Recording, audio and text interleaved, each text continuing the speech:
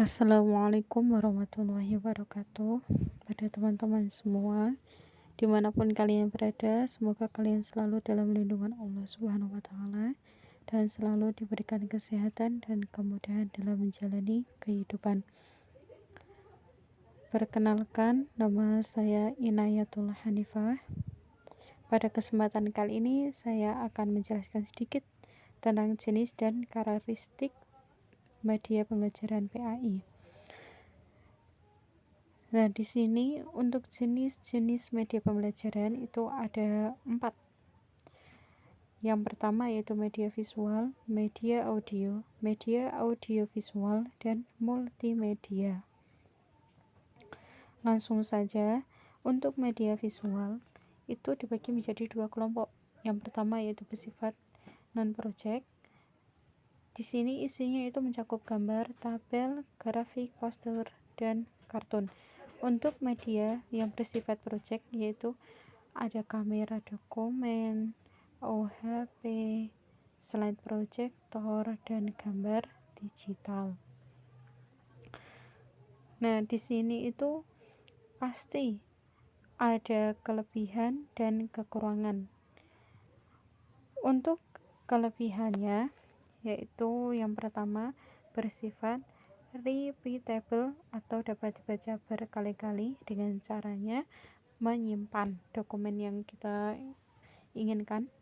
Terus analisa lebih tajam dapat membuat orang benar-benar mengerti isi berita dengan analisa yang lebih mendalam dan dapat membuat orang berpikir lebih spesifik tentang isi tulisan. Bisa mengatasi keterbatasan pengalaman yang dimiliki oleh seseorang, dapat meningkatkan daya tarik dan perhatian siswa, dapat membangkitkan keinginan dan minat peserta didik.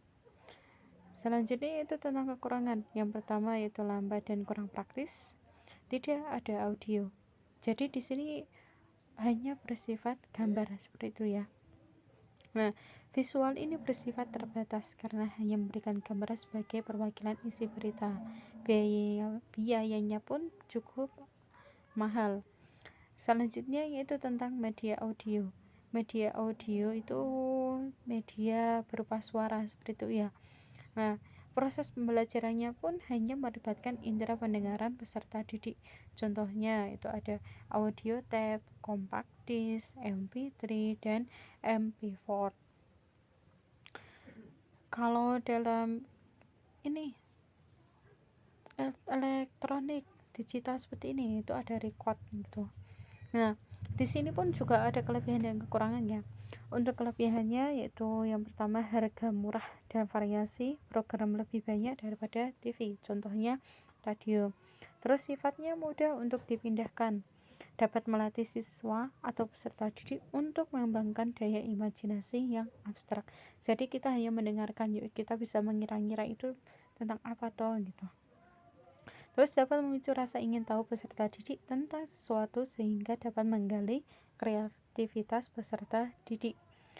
Nah, selanjutnya mengenai kekurangan yaitu sifat komunikasinya satu arah atau one communication. Selanjutnya lebih banyak menggunakan suara. Kebalikannya yang tadi ya.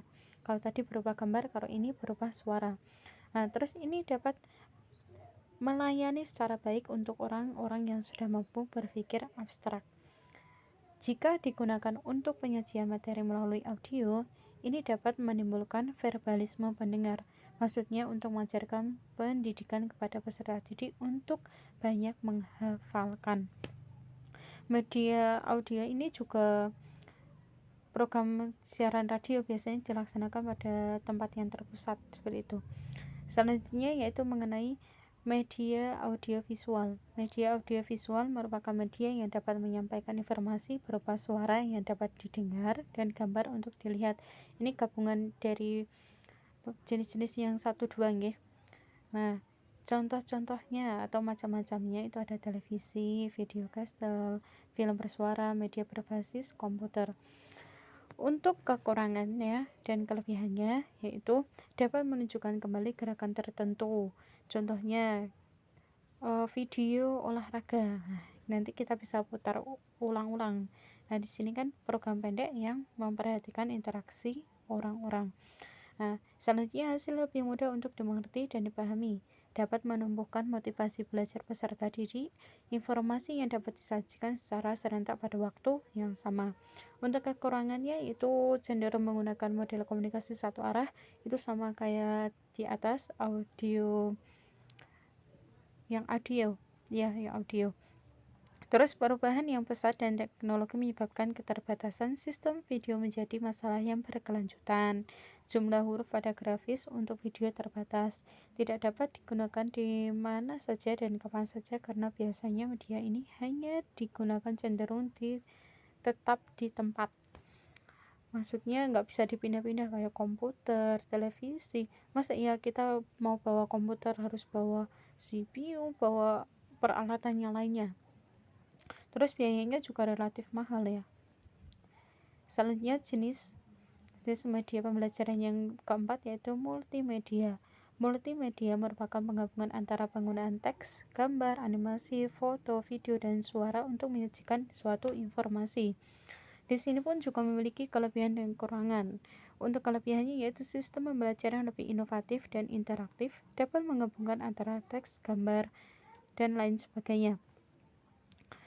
Nah, untuk karakteristik media pembelajaran di sini itu ada dua. Yang pertama media by utilization dan media by design. Untuk yang pertama media by utilization yaitu media pembelajaran yang bukan dirancang atau tidak secara khusus didesain untuk keperluan pembelajaran. Contohnya seni pertunjukan, kebun binatang, koran, TV, museum, dan lain sebagainya. Yang kedua yaitu media by design, media yang sengaja dirancang dan dipersiapkan sesuai dengan tuntutan kompetensi atau tujuan pembelajaran. Contohnya itu ada buku pembelajaran dan modul dengan tujuan untuk memberikan fasilitas belajar yang terarah dan dapat memenuhi kebutuhan pembelajaran. Nah, mungkin itu yang dapat saya sampaikan. Mohon maaf apabila masih ada kekurangan. Saya akhiri. Wassalamualaikum warahmatullahi wabarakatuh.